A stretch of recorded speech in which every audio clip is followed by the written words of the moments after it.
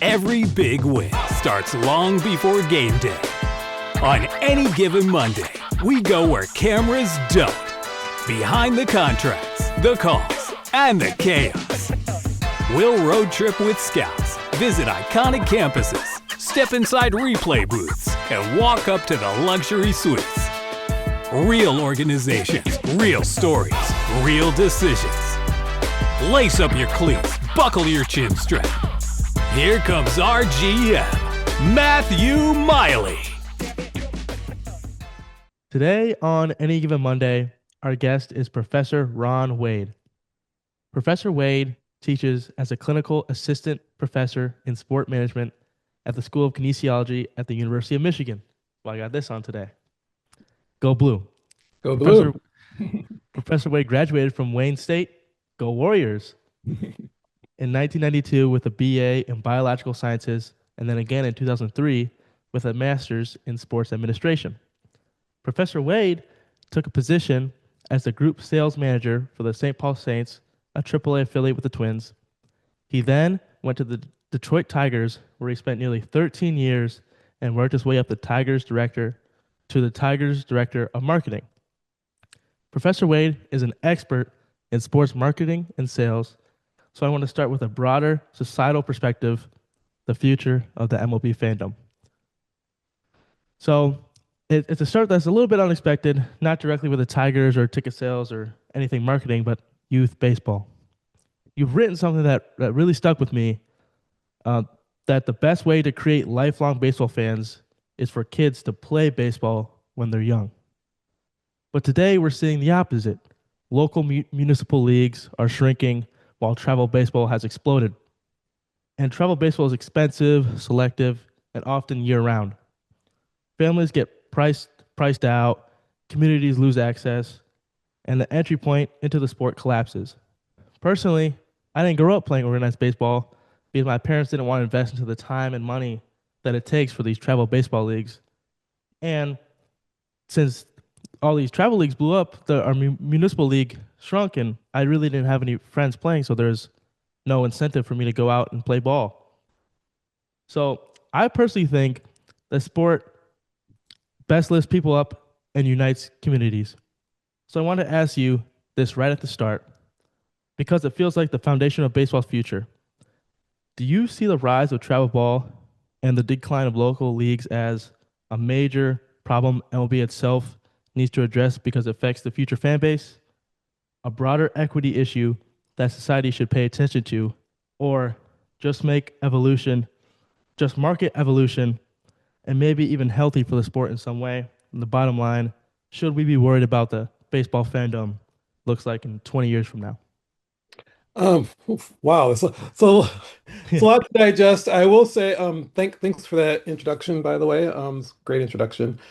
Um, to answer your question, yes, the travel baseball and the youth baseball industrial complex as it is right now is kind of a threat to the growth of the sport as far as accessibility for people who don't have necessarily the income to play travel sports. To go back to the original quote that you said that, it is the best way for people to become fans of a sport is to actually play it, for it to be ingrained from a young age so that, you grow up and you understand what it takes to play it, but then you become a fan of watching those played at the highest level. And it's an entry point that baseball is well aware of. Major League Baseball knows that it's an issue. They've created the RBI program, Restoring Baseball in the Inner Cities. They have the Play Ball program, which is one of Commissioner Rob Manfred's pet projects, where they're encouraging kids to play baseball, whether it's baseball, wiffle ball, any type of stick and ball sport, so they can kind of be an entry ramp to playing baseball and hopefully becoming a long-term fan. The problem is where these travel sports came in, and they filled this gap and they prey on parents and their insecurities about, is their child getting the best opportunity to play at the highest level? And so now you've got, 11-year-olds one specializing only in baseball. They won't play multiple sports. The previous generation would play baseball in baseball season, basketball during basketball season, football during football season. And you kind of get your body gets well-rounded. Some of the greatest players in baseball history, Hall of Famers, played multiple sports. Tony Gwynn still, I think, leads San Diego State's basketball team in assists. Hmm. Dave Winfield was drafted by three different leagues: baseball, or baseball, basketball, and football. So it's one of those things where if young people are able to go out and play, it suddenly they can find out, okay, do I like the sport and enjoy it? But it also gives them a chance to get all the incentives that come along with being on a team and playing team sports. These municipalities that we're used to as a kid, you go play little league or you play your municipal leagues, they are strapped for cash. It is funding that is hard to come by. So these travel teams kind of jump in and fill that void, and I don't think there's a good reason for an 11-year-old to travel from Michigan to North Carolina to play 6 games over a weekend, and burden the parents that much with, the travel and the hotel rooms and gas and food. And because of this, youth sports, and this is not just baseball, this is the things happening with soccer, it's happening with some other sports. It becomes a sport for those who have the means.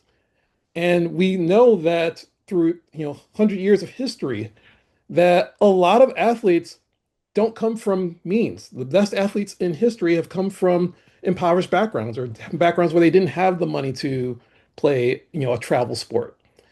And so I feel that we're shutting those people out. We're shutting that youth off, and we're letting them discover other sports that, will allow them to grow.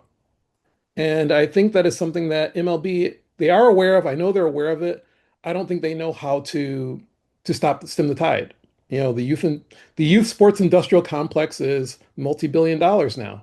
It's hard to turn that back into municipalities. It's hard to get, equal access for everyone. Yeah, it really is just this mind-boggling big issue that's going on right now. But before you became a professor and talked and voiced on these big issues, you were one of the people trying to build fans and community on the ground, especially during your time with the Detroit Tigers. So I want to go back to that chapter. Take me to the moment when it first hits you, I'm working for the Detroit Tigers. What was that like walking into Comerica Park as part of the organization for the first time?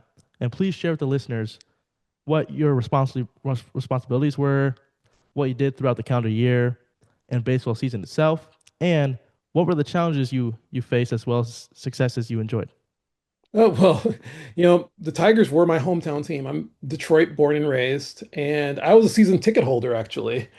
For a long time at Tiger Stadium and the first couple of years at Comerica Park. And I was fortunate enough to get an internship in 2003 with the Detroit Tigers. And those of you who are baseball fans may recognize the 2003 Detroit Tigers have a unique role in baseball history, being until 2021 or 2022, the worst team in American League history.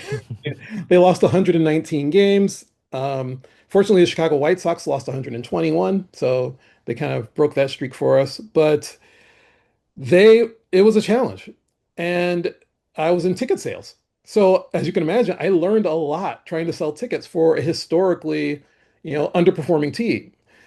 When I finished my internship, I went to work for the St. Paul Saints up in Minnesota for a couple of years, and they were independent. They weren't even affiliated with the Twins at that time. And I was fortunate enough to get a call from the Tigers saying, "Hey, we want you back. And we have this great opening in marketing. We think you'd be great for it." And I interviewed actually the day of the All-Star game at Comerica Park in 2005. I interviewed for my job that day. So I was coming to town to see the game anyway. And, about a month later, I got the word that I got the job, and I was hoping to finish up my season in St. Paul and then go to Comerica Park. So you asked, that first day walking in as a full-time employee, as a employee of the Tigers, it was surreal because literally, 2 days before, I'm in St. Paul. I'm, at the minor leagues. And I felt like a player who'd gotten called up to the show Hmm. because the first day I had to escort the anthem singer onto the field and stand there for the national anthem. So I'm literally standing on the field of a major league team during the national anthem, and I'm looking around. I'm just kind of thinking like, wow, this is the dream. I I've made the step from the stands to onto the actual field, and that's as close as I'm ever going to get to being a player. I knew that. So it was, it gave me a little bit of chill. I was really proud of myself for actually all the work that I did to get there because as you read off earlier, I didn't start off in sports. I started off in a completely different career. So the fact that I even made it to a major league team made it, that much sweeter. And when I got there, and I will say, I've always said that it was my dream job.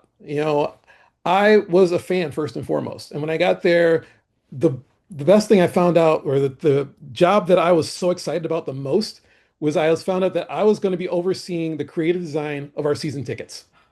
And being a former season ticket holder and a baseball geek, I'm like, wow, because the day you get your season tickets, the day you get that full book of season tickets, it's like Christmas Day Yeah. for season ticket holders. And I wanted to make that day special for our fans. So that was my favorite role. But all the other things I did, I was in charge of Tigers.com, which of course the websites for all 30 Major League Baseball teams are run by Major League Baseball, MajorLeagueBaseball.com. So I had to be the liaison to do all the updates for the Tigers website with Major League Baseball. I did a lot of I did a lot of writing of live reads. So whenever our broadcasters were talking about come to Comerica Park and get this bobblehead and tickets are only $5, and they didn't come up with that off the top of their head. I had to write that out. So I wrote all the live reads. I did all the emails that went to our fan base. I did all the market research.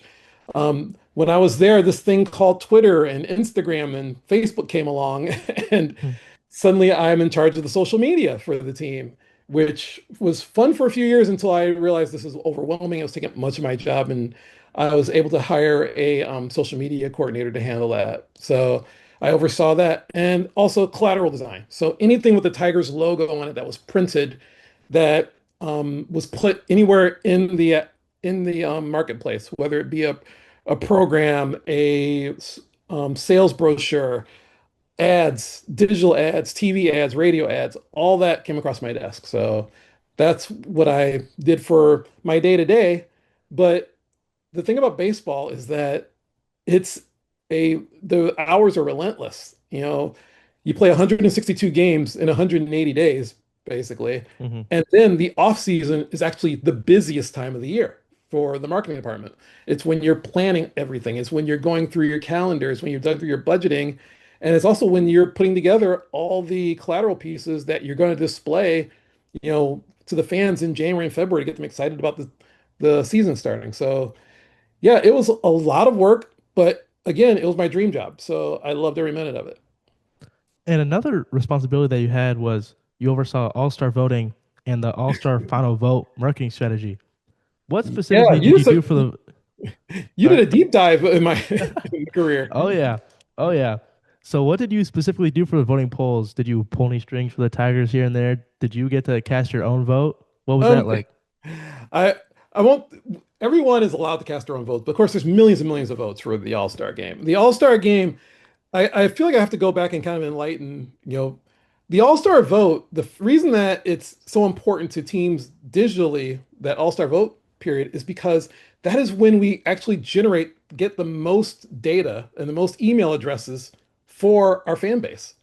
So when you register to vote for an All-Star, you put your email in, and then they become part of our database. So during All-Star voting from late April through the end of June, our database would grow by hundreds of thousands of fans, and which was great for us when we were sending our emails out. And then as the year goes on, some people would unsubscribe, and that number would go down a bit by the time you get to November, December. So All-Star voting was a really important part.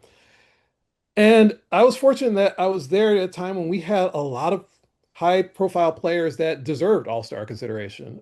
Probably the one I'm most proud of is we had a final vote candidate, which All-Star final vote is a whole nother it was a whole nother beast that Major League Baseball came up with to extend All-Star voting by about 4 days. Hmm. And it seemed like it always occurred when our team was out of town. So we really couldn't really do a lot of great marketing in ballpark. We always had to kind of get really creative.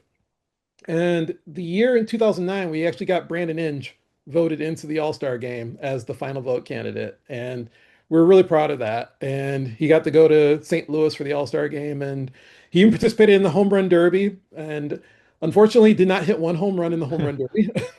But it was still great to have, Tigers representation there. So yeah, the All-Star voting, that's something that it was either something I was frustrated by or something that was really thrilling, depending on, the year and how much work we had to put into it and really how much creativity we had behind it. Yeah, that seems like a lot of fun. So now, one of the conversations that really stuck with me on my podcast with one of my former guests, Will Varsano from Boston Common Golf. Boston Common Golf plays in the brand new Tomorrow Golf League. Fenway Sports Group, which owns the Boston Red Sox, owns Boston Common Golf, and owns part of the TGL. Will told me that the TGL is not trying to replace traditional golf. It's a take on golf. They're trying to, not even trying to be golf, just their own thing. It uses technology controlled environments and entertainment elements to compress what used to take 4 days into a match. You can sit down and watch maybe in 2 or 3 hours. It's designed for how my generation consumes media: fast, interactive, social, and highlight driven. Back to the same idea of building a long term fan base through getting younger people playing golf in some way. So I'm curious, from your professional and academic perspective, is the way my generation watches sports, we rarely sit down to watch all 9 innings. Something teams like the Tigers or MLB and broadcast networks are actively worrying about and trying to adapt to? And if so, do you think we'll start seeing baseball experiment with new formats, new broadcasting styles, or new ways of delivering the game that mirror what TGL is doing for golf? Um, the short answer is yes. There's always going to be some evolution, and your generation is critical for, the health of Major League Baseball, and baseball knows it. They know that the average fan doesn't watch 9 innings of every single game and is going to, dip in and out, maybe get highlights, maybe, if they get breaking news that Shohei Ohtani's got 3 home runs, they'll tune into his next at bat, see if he can get a fourth one. You know, but the changes in baseball that are needed to attract a much younger audience, some of them have already happened. Speeding up the game, that was a big one. There's actually another method that baseball could use to speed up the game that wouldn't affect the game at all. They could just cut the inning breaks down to 90 seconds and save about 10 minutes a game if they wanted to. But, that's when commercials are aired. That's when the broadcasters make money. Um, the other issue that baseball has is that I think they have to realize that they are a local sport first, than a national sport later. Hmm. That what I mean by that is that if you look at the ratings for locally for baseball, the ratings are strong. People are tuning in to watch baseball. People who are fans of the Cincinnati Reds are going to watch Cincinnati Reds. They're going to watch, their entire season. But once they're eliminated from the playoffs, or once they're not in the playoffs, they don't want to tune in to see the Kansas City Royals and, the Texas Rangers. They care about Cincinnati Reds. And baseball, that their issue is the fact that most people are very loyal to their local fans, but don't really have that rooting interest nationally. Now, this past World Series, was lightning in a bottle as far as getting an entire country of Canada in one part of the World Series getting involved, and then a player who is head and shoulders above everything we've ever seen in Shohei Ohtani. So that's going to get a lot of casual fans in. You've got an entire country on one side, you got a lot of casual fans tuning in for another. So baseball is thrilled with the World Series this year. But if that World Series had been, the Milwaukee Brewers and the Seattle Mariners, would they have felt the same way? I don't know.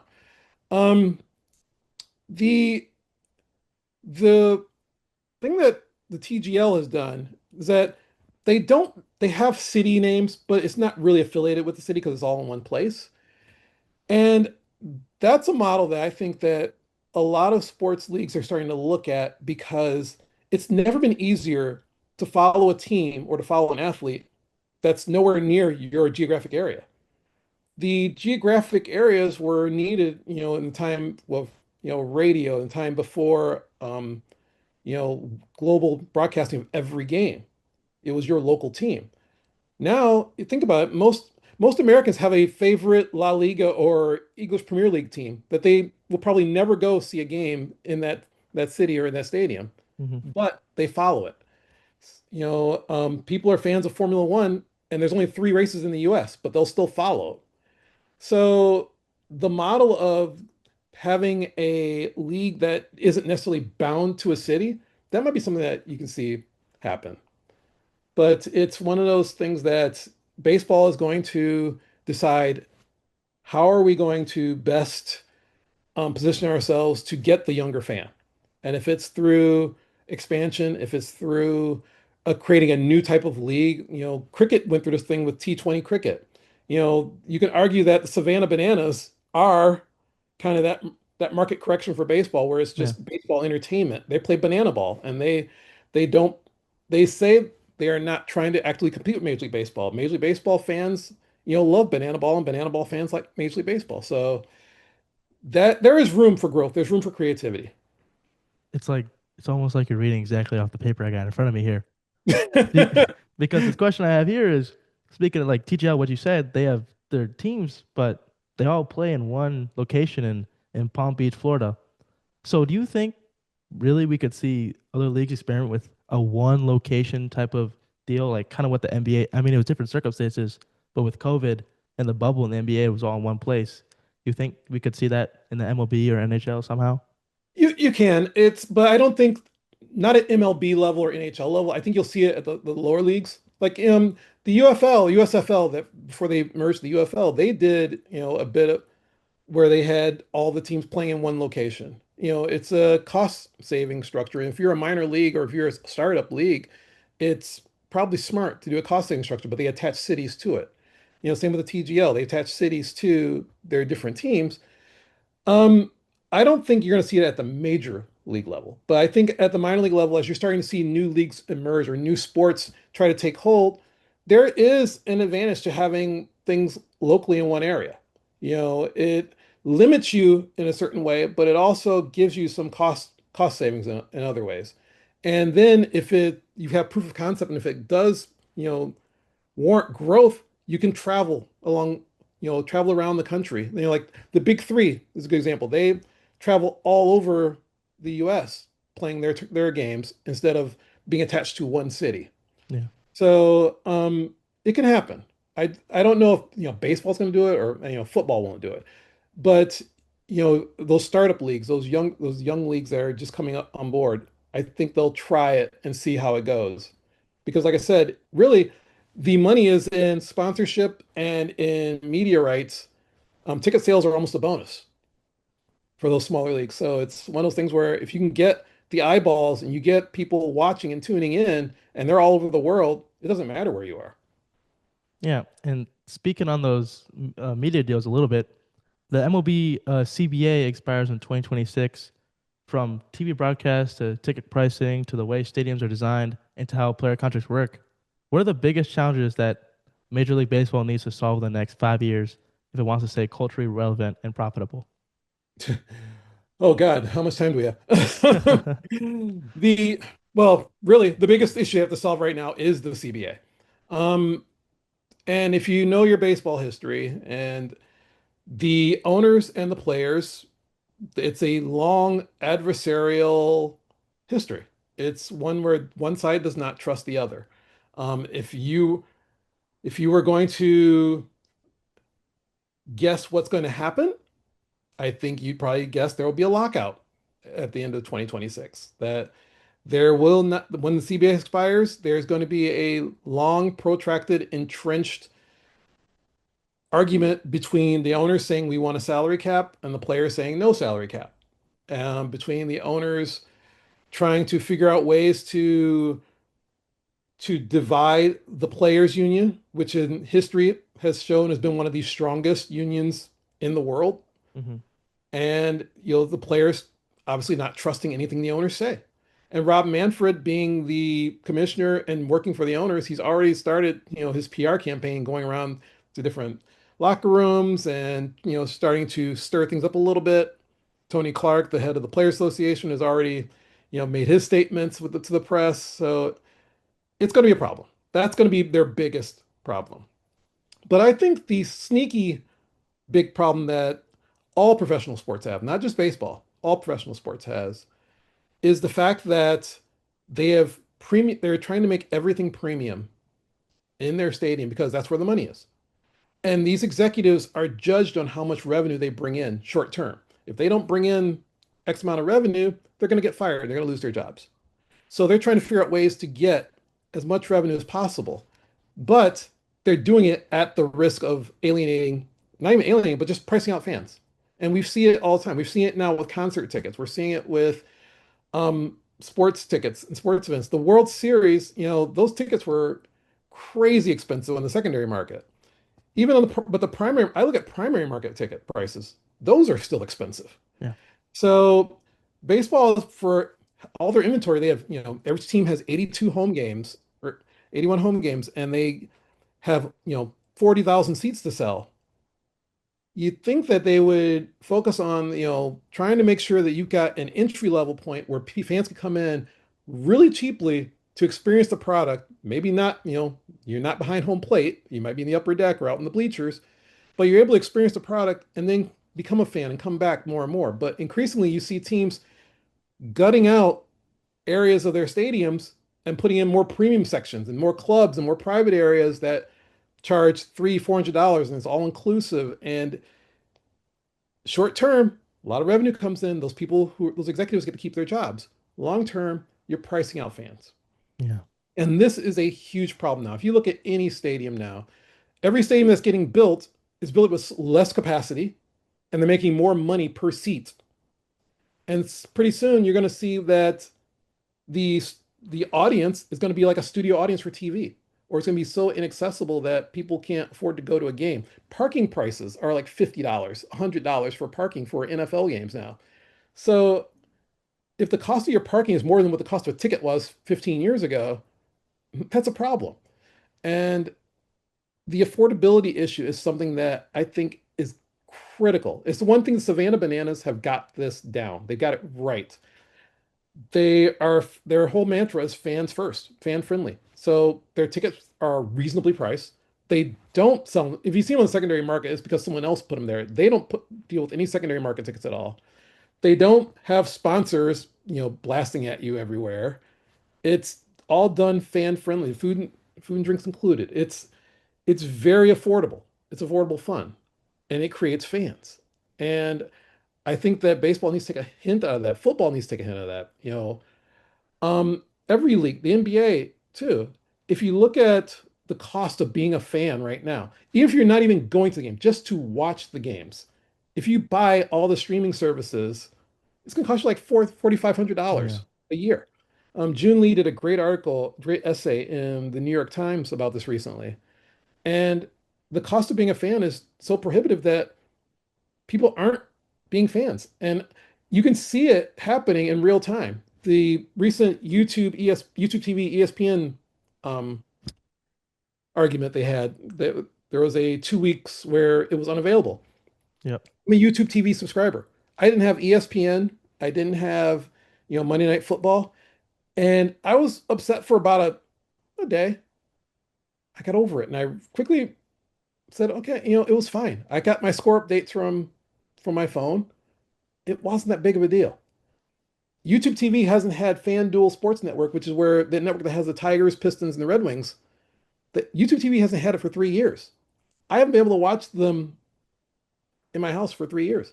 I still know what's going on. I still follow them. If it's not available, fans will find other things to do Yeah. and they won't miss it.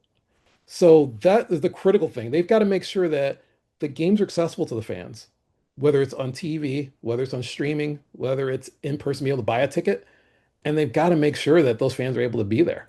And if they cut them out, they're going to look up and realize, oh, we got all that revenue, but now we don't have the fan base to grow. We have nowhere to go. And that's going to be long term bad for those teams and those leagues. Yeah. And now let's talk about a little bit about that background behind you in the top left corner. What makes Michigan sports management so special? And do the students study some of the issues that we have been discussing today? Oh yeah, I talk about it all the time, and one of the big things that I teach sales management in sports, and I teach experiential marketing in sports and storytelling in sport.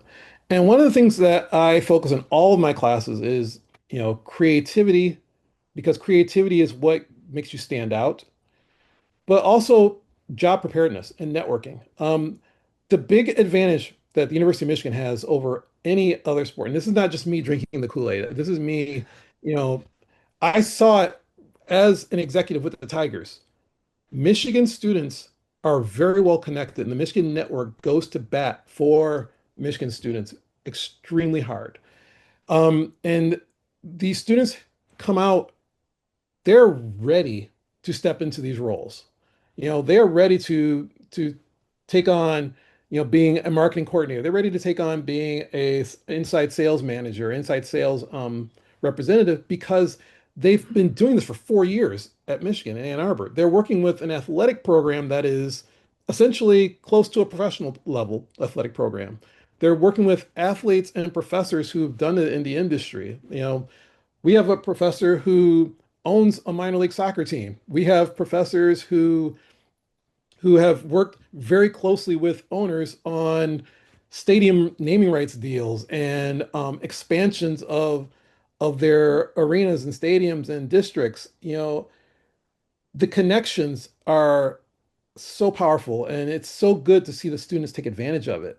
We have really high profile people walking through the halls in the sports industry, walking through just talking to the students and meeting with our faculty and telling us, hey, this is something to look out for in the industry coming up in the next 3 to 5 years. This is what we're looking for. These are the soft skills we need. These are some of the hard skills we need. We need more analytics people to do this. And we're able to actually take that and deliver it to the students in the classroom. And it's been extremely rewarding seeing the variety of sports jobs that our students get. I've got students working all over the world, and everything from Formula One to Olympic sports to football, baseball, basketball, motorsports, open water swimming, surfing. The world of sports goes beyond what you see on ESPN. Yeah. It is beyond what you can imagine, and Michigan prepares them for it. And I see it every day, and I'm really grateful to be a part of And how did you go from Tigers to teaching at it. Michigan? And what was the transition from real world to classroom like? There's the question I was waiting for. I knew that was going to come up at some point. Because it's funny, I have colleagues that ask me, how did you get into teaching? It's really funny, and it's part of that networking and part of the actually the Michigan connection was part of it as well. When I worked at the Tigers, always found myself my boss would often send me to speak to high schools and colleges about careers in sport. And I enjoyed speaking to the young people because I always treated it almost as like a focus group too. It's like I go into a room, I don't want to be the smartest person in the room. I want to learn something from everybody else in the room. And I like going into high schools and colleges because those students knew things that I didn't know. And I would always, kind of ask them questions about, how they're engaging in sports, how their fandom grew, what they find interesting. And so over the years, from like 2006 through 2013, I was always that person who's like, hey, Wayne State needs someone to speak to a class. Can you do it? Sure, I'd be glad to. Michigan, U of M Dearborn, Eastern Michigan, they all want somebody to come speak to a class. I would go do it. I even drove down to Tiffin University in Ohio and spoke to classes when I was with the Tigers and had a great friendship with the sport management people there. And one of the U of M sport management alums, Jordan Field, who I work with at the Tigers, He's he was teaching on the side at Wayne State University. He taught one class about, I believe his was more about foundations and because he's a lawyer. He has a law degree too. I think it was more about like sport foundation, things like Mm. that. And he said, "Hey, we're looking for someone else to teach a essentially an executive led class. Would you be interested?" And I said, "Sure, I'll give it a try." And it wasn't a heavy lift because I was not going to quit my full-time job at the Tigers. I had my dream job. I'm not quitting that. And I said, sure, I'll be glad to. And I taught this class at Wayne State. It was all online. I didn't realize that it was preparing me for COVID down the road later. But it was an all online class, and I put together all the learning objectives and the syllabus and worked with Wayne State to put together the modules, videotaped some lectures, and I would, grade and answer questions and, be there for the students.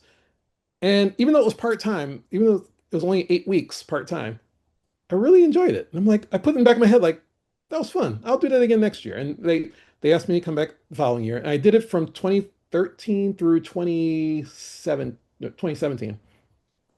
And then 2018 rolls around, and my life has started to get a little more complicated. My daughter was born. She was 7 at the time in early 2018. And I realized I was spending, you know, 70, 80 hours a week at the ballpark. I'm constantly thinking about work when I'm home. And she was growing up without me there. Hmm. And I just didn't want that. I'm like, okay, I'm gonna need some more balance. I started thinking, okay, what can I do? And teaching just like, well, I like teaching. I like teaching a lot. I wonder if I can do some teaching in sport management. And so I just kind of kept my eyes open. And I left the Tigers in 2018. I made the difficult decision to leave the Tigers. My plan was to take the entire summer off. I left in March of 2018. I said, I'm going to take the summer off. I'll look for a job in the fall. I'm going to spend the summer with my daughter, my first summer off in like 15 years. I'm going to like, okay, just enjoy this and then I'll look for a job. And lo and behold, about a month later, I'm just looking around and there's this opening at Michigan. Ann Arbor, sport management. It's like, we're looking for somebody who can teach sales. I'm thinking, well, I worked in sales for years. Okay. Someone could teach social media. I'm like, well, I did the social media for the Tigers for years, and marketing. And I'm like, check. And then it's like, well, do I have to have a PhD? It's like, no, they look PhD, PhD preferred, but not required. Master's degree and they say commensurate industry experience. I'm like, well, 15 years count. So I sent off the email just to the search committee and said, is this should I apply? Basically asking their opinions. If Would I be wasting my time or should I apply? And they said, please apply. And applied, went through a 2-day interview process, which was quite exhausting, detailed, and I got the job. And I've been at Michigan ever since and loved it. Yeah. And I was up a couple weeks ago at Michigan for a prospective students day, and Okay, yeah. I sat in on you talking a little bit, and you said that you use these case studies and real life examples, and these people come in from, I think you said the Pistons or Yep. this year, and you've had the Broncos before. Um, how is that bringing that into your classroom like that? How did you come up with that teaching style? What's that like? Well, the reason I came up with this because I always wanted the final assessment. I wanted to be something that allowed the students to present what they've done, present their work. And it's one of those things where I want them to realize that, yeah, I'm going to grade everything they do, but there's a purpose for this. If you do this, you can put this on your resume that you presented to, the Denver Broncos, you present it to the Detroit Red Wings or the Detroit Pistons. So I want to make sure that what they're learning is something that is going to be useful for them. It's not just trying to go through and memorize something and get an A on a test and then just go and forget about it. This is something that's going to be it's a building block. Everything that we do at the sport management program, it builds on everything else. So you've got these building blocks where you come in as a freshman and you start doing, projects, and it might be something for Michigan recreational sports or something, locally. And eventually you start building up to where soon you're working with, the Tigers or the Red Wings or Oakview Group and then Visa and the New York Islanders. And pretty soon, by the time you're a senior, you're used to being in the presence of these executives. You're used to actually presenting your thoughts and your ideas. You're used to answering questions, from execs that would come up in a meeting if you present in a meeting in one of these boardrooms. So I really like that. What I can do is take my sales class and bring in people who are actually in the industry and have them not only grade it, but give them ideas as to like, okay, this is why this is a great idea. This is why this would work. This is why this would have a challenge. This is one thing you didn't think about, or this is one thing that you really answered the bell here. You're really creative here because I one thing I learned in my time in professional sports is that your creativity is the most important thing. It's it's the thing that gets you from maybe getting an interview to getting the second interview. Yeah. It's the thing that gets you from being an intern to, oh, we want to hire that person. It's because sports, it's a copycat area, it's a copycat industry, and creativity is hard to come by.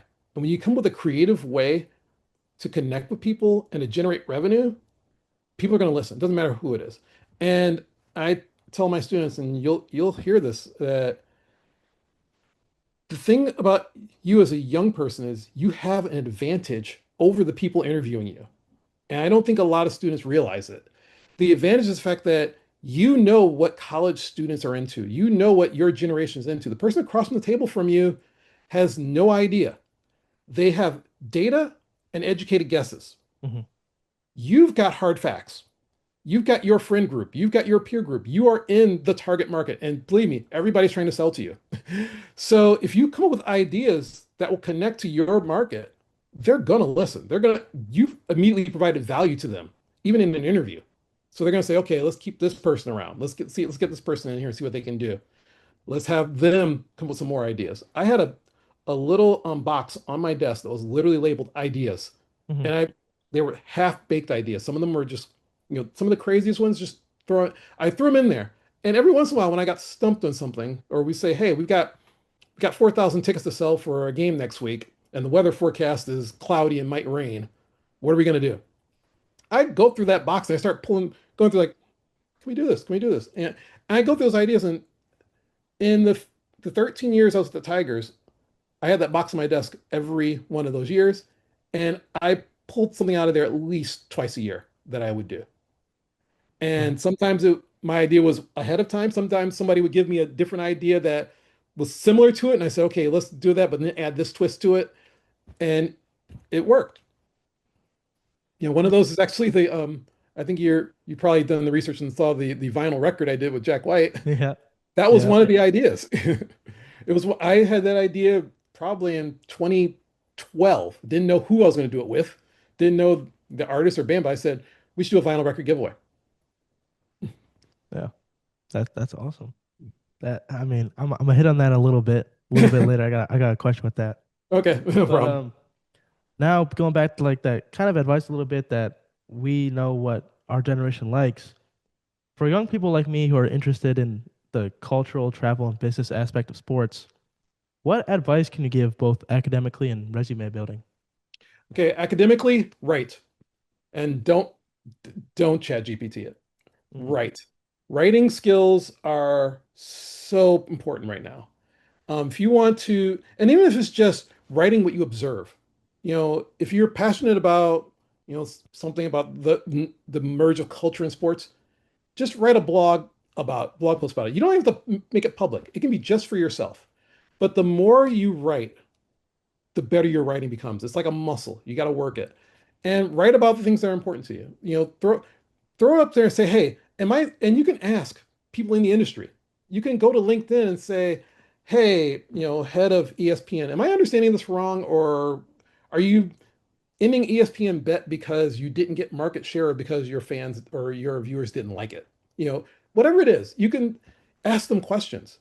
And the curiosity, eventually, you'll find your people that are like, okay, yeah, I'm curious about this too. Why is this happening? Why is this happening? Why is this important?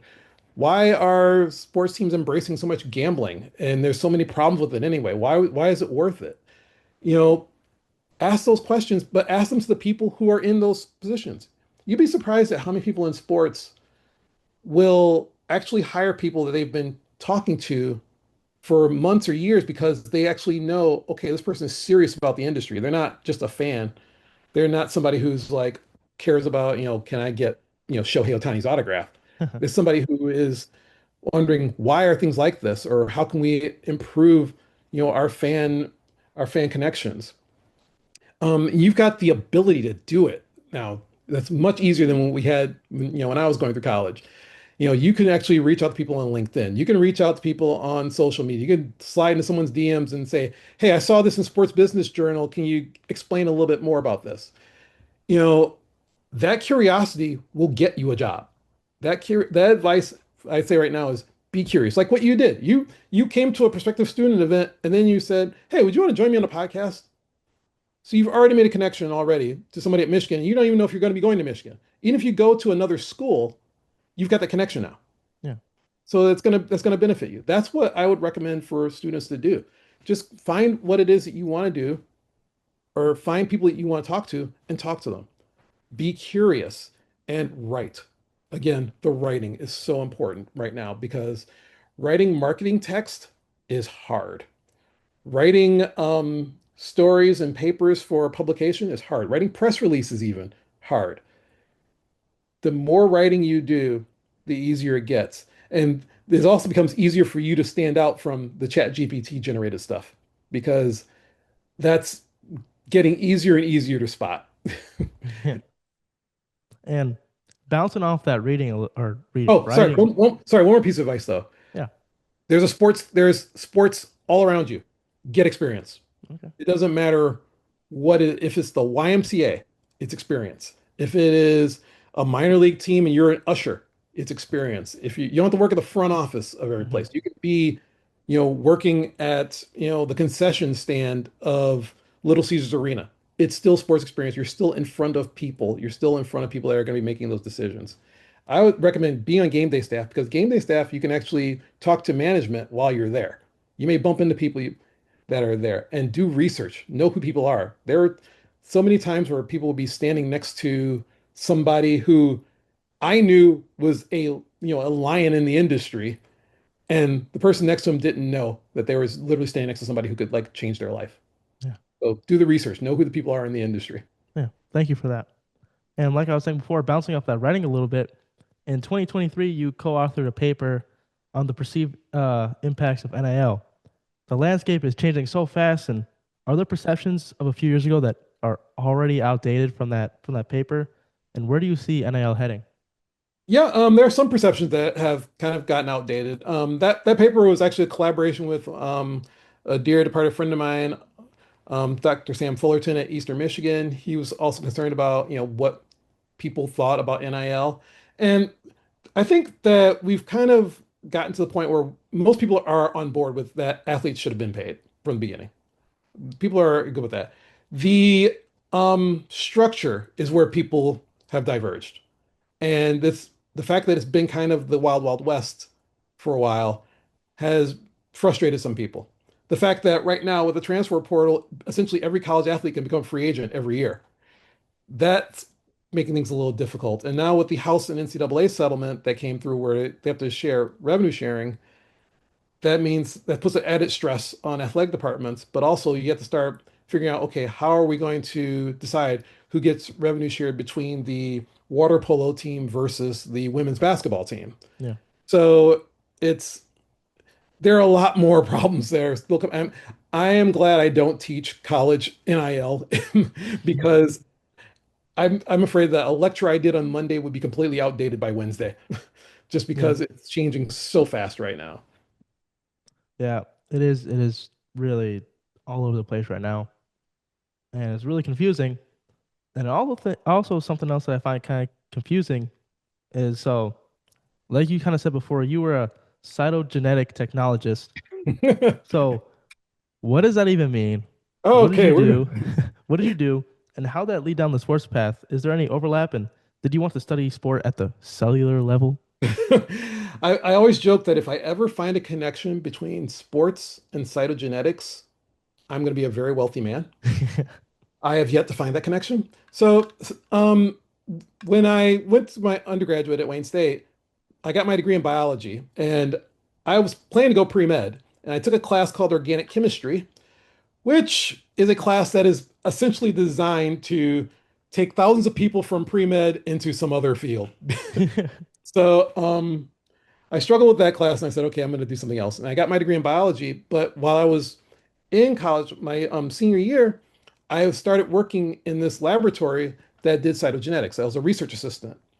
And cytogenetics is the study of human chromosomes, and it's usually from blood or amniocentesis, which was it was prenatal testing.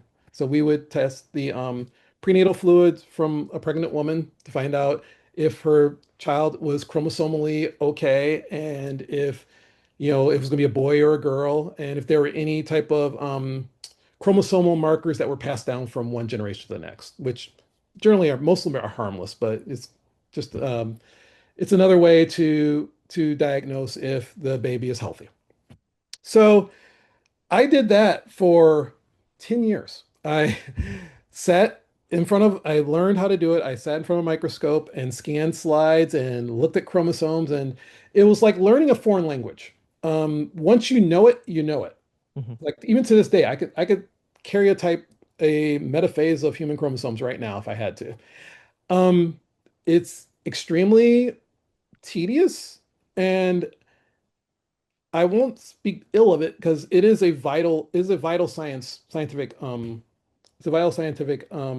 procedure, and it paid well, and I had a great career. I had great hours, but I was sitting in front of a microscope for 8 hours a day, and I listened to my radio, and I started listening to sports talk radio, and I started daydreaming about things that I really wanted to do, which was like go go see the Tigers because I was a season ticket holder.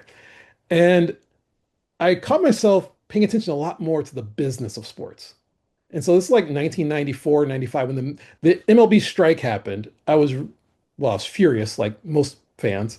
Yeah. And but then I caught myself I was listening to a lot of the details behind it. Like I'm like, this is just a business. And I started thinking about the business of sports and how I could possibly impact it in any way. And I started thinking more, I'm like, it'd be great if I could actually work in sports. I'm like, I might be a little too old, might be a little too old. And I came home for one day, and my girlfriend at the time, I came home and complained about my job, like I always did, because I was so bored. And I complained, and my girlfriend said, Ron, write down your 5 dream jobs. And I wrote them all down, and it was like president of the Detroit Tigers, owner of the Detroit Tigers, it Yeah. was owner of a minor league baseball team. I think, and one's like rock star, and then one of them was starting center fielder for the Detroit Tigers. She looks at it and she goes, "You realize only one of these is impossible," and walks away. And it was kind of hit me right then. I'm like, "Oh, she's actually right. I mean, I can't be the starting center fielder for the Tigers, but all these other four I could conceivably Hmm. do." Now, I know my music ability, rock star really is that one should have been impossible too. But I started doing some research and said, okay, well, I'm not going to get another bachelor's degree. Does anybody have a master's program in sport management? And Wayne State in 2001 was the only one that had a master's program in the area in sport management. And it was a master's program that was all in person too. It wasn't online. So I'm like, okay. And Wayne State's right downtown, right by Comerica Park. So I'm like, it's easy. It's right by where I worked my lab I worked at too. So I'm like, this should be easy. So took the GRE, got in. It was not easy. It was a lot of work, and I worked full time at the lab, and then I went to school at night for 2 years. And I was very fortunate that the Tigers were actually one of the classes I had was a seminar with the Detroit Tigers, where different people from different parts of the front office came and spoke. And I connected with Bob Raymond, who was the head of ticket sales at the time, and he was the one who basically said, you stay in touch. I know he goes, you're a season ticket holder too. I'm like, yeah. So he goes, we're putting a season ticket advisory board together, and I volunteered to be on it. So I was on the advisory board for a year. I had all these great ideas, or I thought were great ideas. Turned out they were all horrible ideas, but um, still, I got to be in the front office for a little bit, talking to various members, so that when my internship came up, when I needed an internship, I actually went to Bob and said, "Look, I really want to do my internship with the Detroit Tigers. Is there anything you can do?" And he actually built an internship for me where I could work full time at the laboratory and still work full time as an intern later on in the day. And that I'm forever grateful for that because that was really what got me into sports. And once I got the internship, once it was over, the Tigers didn't have a job for me right then and there. But one of the vice presidents of marketing at the time was a man named Mike Veck. And if you know the name Veeck in baseball, you know that that is Mike Veeck is Bill Veeck's son. And Mike owned six minor league teams at the time. And Yeah. I just took it upon myself to walk into his office one day and introduce myself and said, my goal one day is to own a minor league team. It still is. That might be my retirement plan still. Um, and I said, I'm an intern here. If there's an opportunity to work for one of your minor league teams, I'd be, thrilled. I'd love the chance. And Mike was extremely gracious and nice enough to talk to me for a while, and we kept in touch. And sure enough, I went down to the winter meetings and met him down there and got a job with the St. Paul Saints. Yeah. Now let's talk about a topic that I know you're really going to enjoy a lot. I can tell, not to sound like a huge creep here, but I can tell from your Instagram that you're a huge music fan, especially live music. Detroit music and sports are all intertwined. What is it about music and sports that go together so well? Well, if you think about it, mu every sport, every event, it has a soundtrack. Even if it's a basketball game and you're there and it's just you hear the thumping of the basketball, the squeaking of the shoes, the roar of the crowd, but there's always music in the background too. And it's always kind of provides a soundtrack where there's a song that will suddenly become like the championship song for a certain team. There's always something in baseball where you'll notice that there these winning moments where music is played, like when there's a walk-off hit or something.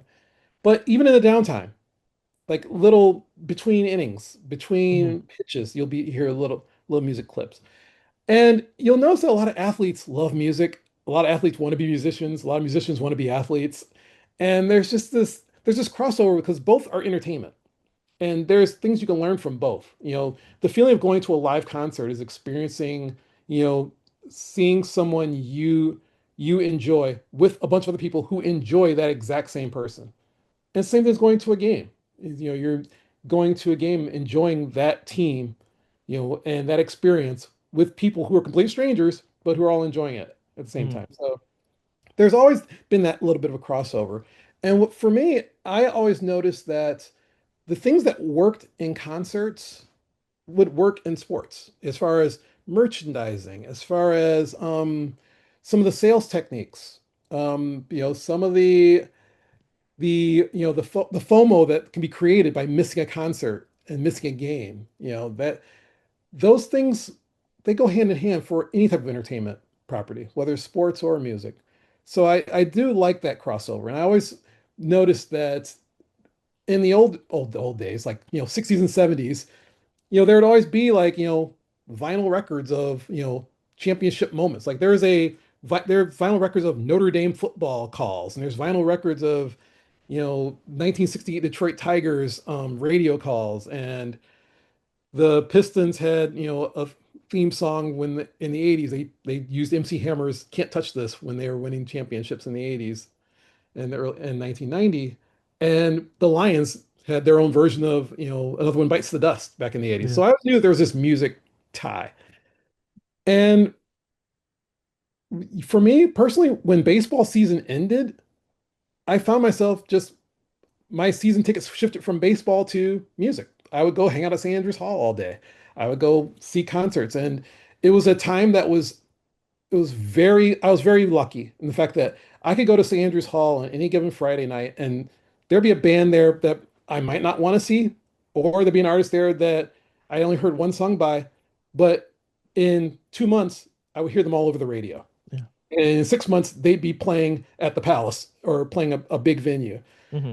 I mean, I saw Oasis at St. Andrews Hall for $5. Wow. Their reunion tour tickets were $700, $800 for the reunion tour. You could go and see Smashing Pumpkins open for the Red Hot Chili Peppers. You can go see, No Doubt opening for Everclear. You see all Yeah. these bands that are iconic now. There were nobody, and you can go see them at places like St. Andrews or the Fillmore.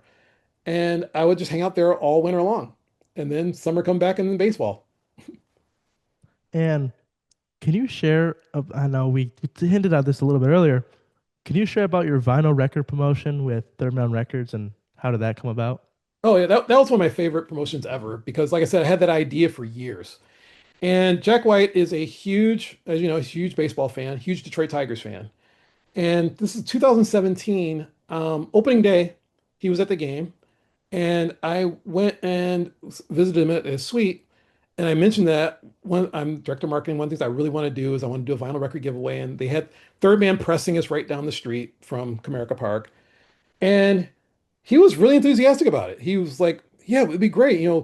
We can actually do a song, and we can, and then if I could do an interview with, I'll have, do an interview with Jim Price on one side." And it's like, oh, and his eyes lit up. He was like ready to go for it. So I got in touch with his people, and we started talking back for seeing possibilities, what the cost would be, and what we ended up doing is we ended up having Jack actually interviewed Kirk Gibson. Jack is a huge, baseball fan, and Kirk Gibson's one of his idols growing up. So it was a great thrill for him, and he's got a studio inside Third Man Records in Detroit.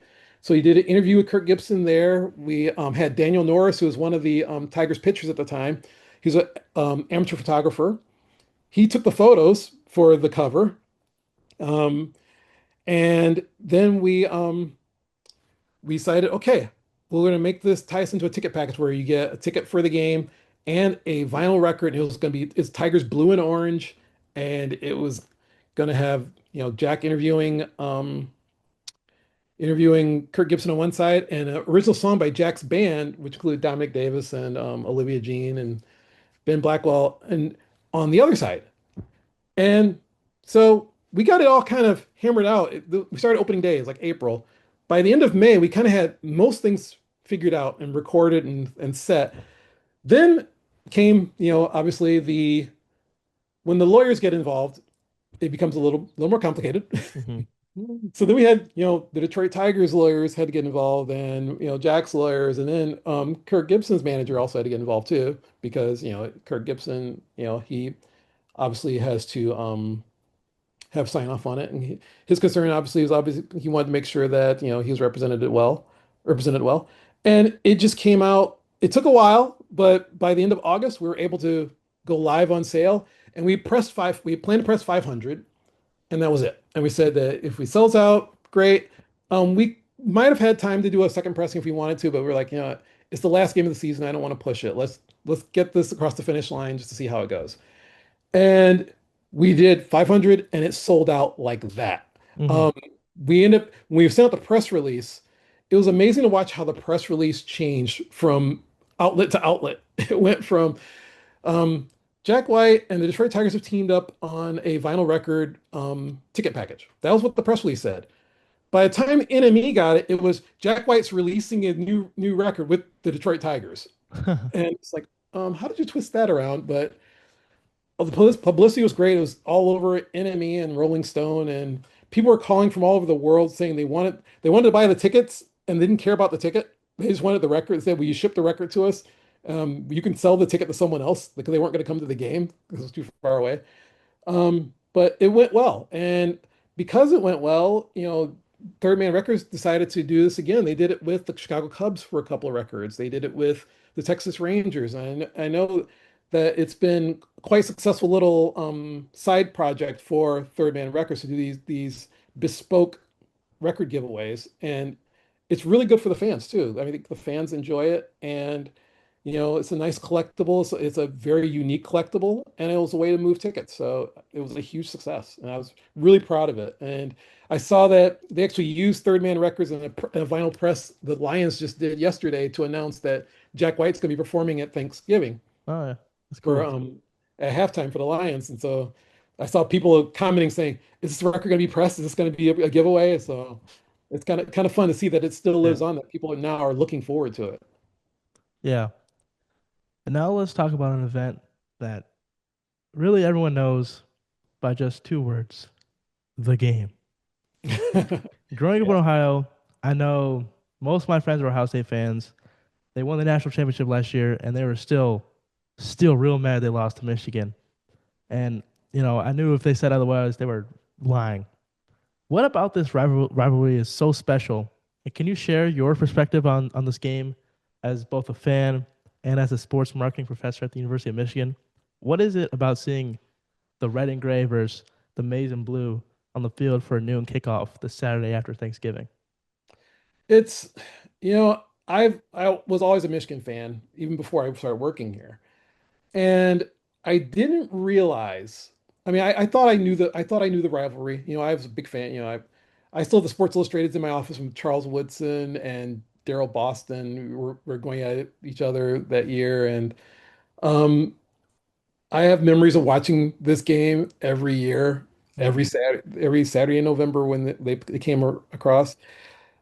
I didn't realize how it affected the mood on campus until I got to campus in 2018 and that year. And it's like after the Ohio State game, there's just like people had like just a little bit sadder. It's just yeah, there's just malaise around there after a loss. And then in 2021, when they won, and each year after that, that Monday after the Ohio State game, after a victory over Ohio State, the campus is just it's a little lighter. It could be 10 degrees and sideways snow, and people are walking in with just smiles on their faces. yeah. There's just this lightness about it when they beat their rival. I think it's really special. I like the fact that it has been one of those rivalries that endures all the changes of college sports. You know, I was it's for a while I thought, okay, if you lose to Michigan and can you still make the college playoff? Hmm. I thought that should have been, disqualifying. And I know that at some point you're going to think, okay, Michigan, Ohio State play each other once a year. That's your shot. But at some point with this new expanded playoff, it could happen where Michigan plays Ohio State twice in a year. And that I don't want to see. I Yeah. like the fact that it's once a year. It's for bragging rights. It's the rivalry. And win or lose, that's your one shot. It's a one shot for the student athletes that are playing. It's the one shot for glory for both sides, for bragging rights for both fans. Like the Ohio State fans, I almost feel sorry for them last year as far as they won the national title, but it almost has like this but.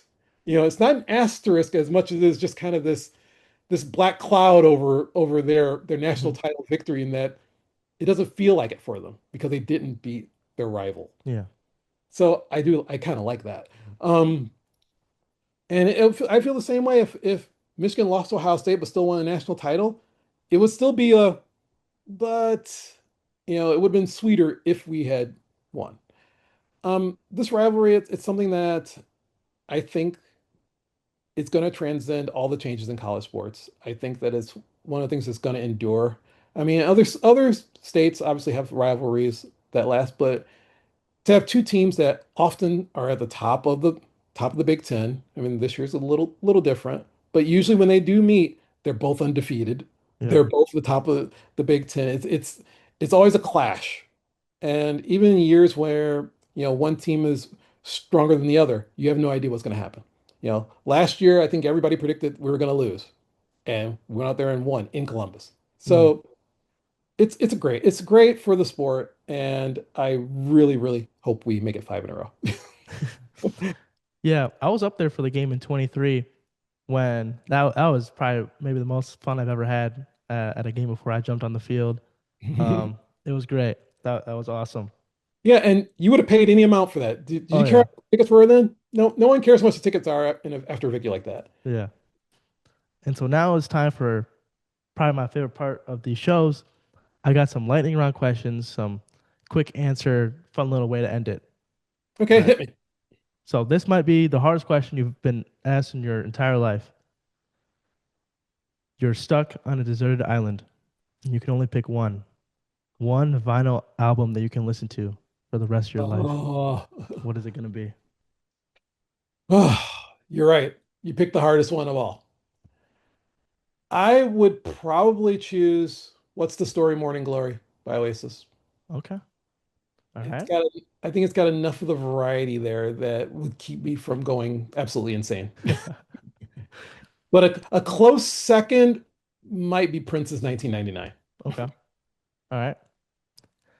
You're managing game 7 of the World Series for the Detroit Tigers. It's the top of the ninth, and Alt and an alternative rock singer has to be called in from the bullpen to be the closer. Who are you picking and why? An alt rock singer Yeah, called in to be the closer. Ooh, this be a singer, can it be a band member? whatever you want. Because I would probably pick Flea from Red Hot Chili Peppers. Okay. Just because I don't know if he'd strike anybody out, but I think that he would at least try to play the part. Yeah. Yep. What's your favorite thing to do when all your classes end and it's time to leave the building? Um, Actually, I like to reflect on what I actually just discussed and what I learned. Hmm. Again, I I learn things from the students as well. And I always try to stop and think, is there something that I picked up on that I didn't know? And some days there isn't, but most days I do learn something. I'll make a note that I got to look this up, or I got to find out who this influencer is, or who this creator is, because one of my students mentioned them and how they utilize their form of storytelling or something. So I always pick up something. Yeah. I always usually think about that as I walk out the door. What's your go-to order at the Ann Arbor Institution Zickerman's Deli? BLT no mayo. Okay. It's good. Number I like it. 66. So this past summer, I hosted a charity rock paper scissors tournament, and it made me think. Instead of a coin toss to start NFL or college football games, maybe the team captains can throw down some rock paper scissors to attract more viewers to start the game. You think I'm onto something? I think only if you have to make sure they know 1, 2, 3 throw, or is it 1, 2, 3? Okay. All Once you right. once you determine that, I think you're onto something. Okay. Just Now don't let. give anybody FanDuel odds. Oh yeah. Oh yeah. We won't think about that. Now let's say Michigan wins out. They get some help, and they're hosting a playoff game. And DJ Biology himself, Ron Wade, is in charge of booking the halftime show. What band are you calling first? Killers. Killers? Oh, that's perfect. Yeah. Yeah. I call the killer first, then I call Jack White. All right. This question I asked to Dr. Brian Turner, a professor of sports marketing at OSU.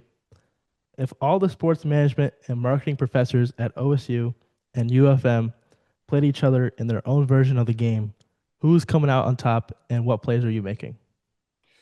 Well, one of the one of the things I think we'd come out on top because one, we have I think we have a pretty strong faculty base.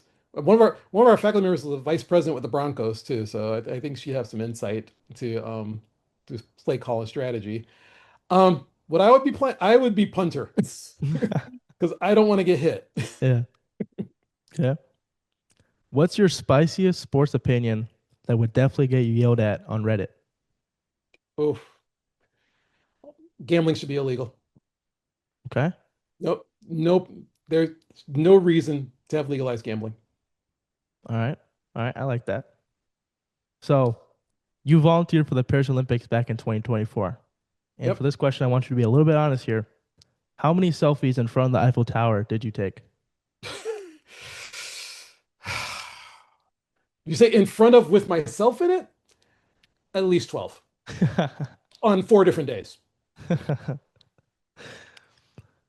Now, in the Michigan Sports Marketing Department Olympics, what event are you winning gold in personally? Hopefully I'm winning a gold in storytelling, but if not, I think that I would definitely win it in something related to sales, whether it's premium sales or group sales. Okay. And the final question, what are you doing on any given Monday? Any given Monday, I am preparing lectures for my class. I have class on Mondays at 4 o'clock, so I'm usually preparing lectures, grading, and also usually I'm just kind of setting myself for the entire week. I always go through the entire week's what to do. I try to get it all done on Monday, so that way I can address any surprises as they come up during the week, so I don't have time blocked away to do other things. But usually Mondays is the prep day. Yeah. Like I did before I got on this call, I was prepping lectures. Well, that's all I got for you today. Thank you. Thank you for coming on. Thanks for having me.